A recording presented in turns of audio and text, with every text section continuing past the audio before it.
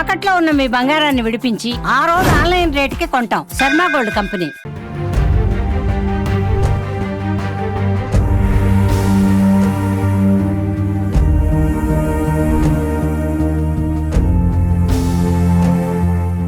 నా పేరు తిరుమలేష్.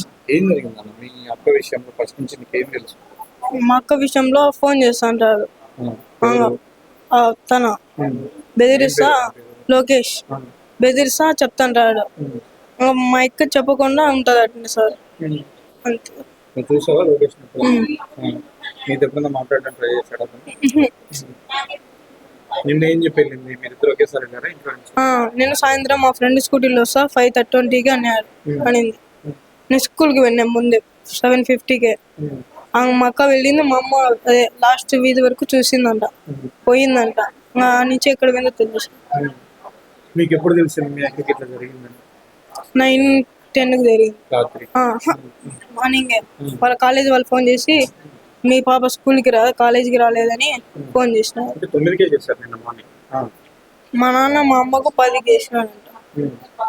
మా అమ్మ మా ఊరి నుంచి వచ్చేదలికి టైం 11 అయింది. మా అన్న గంటికి పోయి చూసేదలికి వాళ్ళిద్దరు పారిపోయినారంట. ఓకే, ఎక్కడికి వెళ్ళిందో తెలుసుకోవాలి. మళ్ళీ తర్వాత మీరు పోలీస్ వాడు ఎలాంటి వాడు? లోకేష్ వాడు వేస్ట్ ఫెల్. ఏం చదివినారు?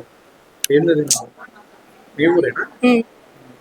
చిన్నప్పటి నుంచి వాడు పరిచయం? నాకేం లేదు. ఊర్లో ఏం చేస్తుంటాడు? అదే రౌడీ జనం. బైక్ ఉన్నాడు. వాళ్ళ అమ్మ నాన్న ఏం చేస్తారు? వాళ్ళు పట్టించుకోరు. ఏం చేయాలంటారు? చంపాలా? తనతో పాటు కలిసి పెరిగిన అమ్మాయి తన అక్క మరణాన్ని జీర్ణించుకోలేకపోతున్నాడు తమ్ముడు. తను కూడా కన్నీటి పర్యంతమవుతూ ఉన్నాడు.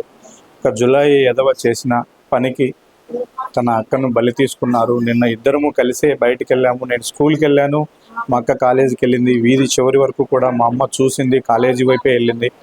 తర్వాత తను వచ్చి మా అక్కను తీసుకెళ్ళాడు, ఇట్లా గండికోటకు తీసుకెళ్ళి ఈ విధంగా చంపేసిన సంఘటన. అంటే 9:30కే కాలేజీ నుంచి ఫోన్ చేశారు, మీ అమ్మాయి కాలేజీకి రాలేదని. అప్పటి నుంచి కూడా వీళ్ళ అన్న వెతకడం మొదలుపెట్టాడు. అయితే అప్పటికే వాళ్ళు ఎక్కడున్నారో కూడా గుర్తించిన పరిస్థితి.